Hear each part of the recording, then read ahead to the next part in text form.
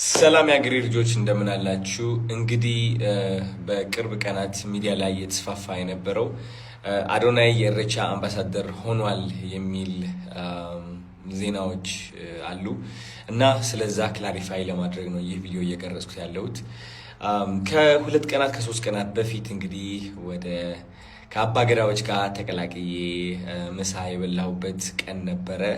ይህ ቀን ደግሞ በጣም ትልቅ ቀን ነበር ለኔ። ምክንያቱም አዲስ ትልቅ የሆነ ባህል በአይኔ ያየሁበት አዲስ ምረቃ ከዚህ በፊት ሰምቼው ማላቅ ምረቃ የሰማሁበት ትልቅ መተሳሰብና ፍቅርን ያየሁበት ከአባ ገዳዎቹ መሃል በጣም ትልቅ ደግሞ ክብር ያገኘሁበት እና ያየሁበት ነው እና የመከሩኝ ትልቅ ምክር አለ። አባገዳችን የመከሩኝ ምክር ደግሞ ምንድነው?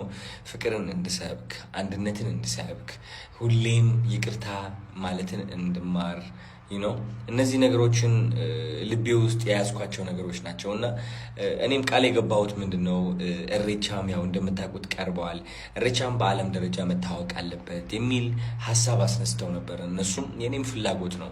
አይ ቲንክ አዶናይ የኢሬቻ አምባሳደር ሆኗል የሚለው ወሬ ስህተት ነው እንድታውቁት ፈልጋለሁ። ግን ደግሞ ማወቅ ያለባችሁ ሁላችንም በየግላችን የኛ የባህላችን አምባሳደሮች መሆን ይኖርብናል ብዬ አስባለሁ እና አምባሳደር ሆኜ መሾምም የለብኝም። ምክንያቱም ኢሬቻ የሚያኮራ ባህል ስለሆነ ቆሜ ባስተዋውቀው ኢንተርናሽናሊ በዓለም ደረጃ እንዲታወቅ ሞከሬ ለኔ ኩራት ነው and ግዴታዬም ነው ብዬ አስባለሁ። ምክንያቱም ያለፈው ዓመት ወደ ኦሮሞ ሄጄ ኢሬቻን ሳከብር እውነቴን ነው የምላችሁ ያገኘሁት ፍቅር ካሰብኩት በላይ ነው።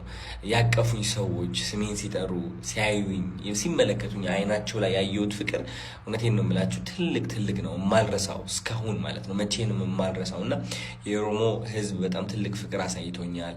ስለዚህ የኢትዮጵያ ባህሎች የማሳየት የማስተዋወቅ እና ሪፕሬዘንት የማድረግ ግዴታ አለብን። ሁላችንም የባህላችን አምባሳደር ነን ማለት ነው። እንግዲህ እምላት አንድ ቃል አለች። እሷ ምንድነች? የኛ ልዩነታችን አንድነታችን ነው። ሁላችንም እኔ የተወለድኩት ትግራይ ነው፣ ከትግራይ ነው የመጣሁት። የኦሮሞ ባህል ደግሞ ያደግኩበት አይደለም።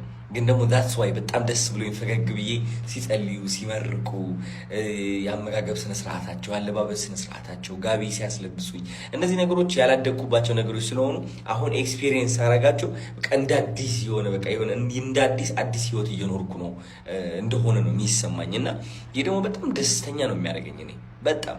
ስለዚህ ኦሮሞ ህዝብ በጣም ወዳቸዋለሁ፣ ኢትዮጵያን በጣም ወዳታለሁ። እንግዲህ አክብራችሁ ጋቢ ስላለበሳችሁ በጣም ትልቅ ክብር ተሰምቶኛል። ምን ያህል አደራ እንደሆነ ተረድቻለሁ። ስለዚህ አደራዬም ተቀብዬ እወጣለሁ እላችኋለሁ። አመሰግናለሁ።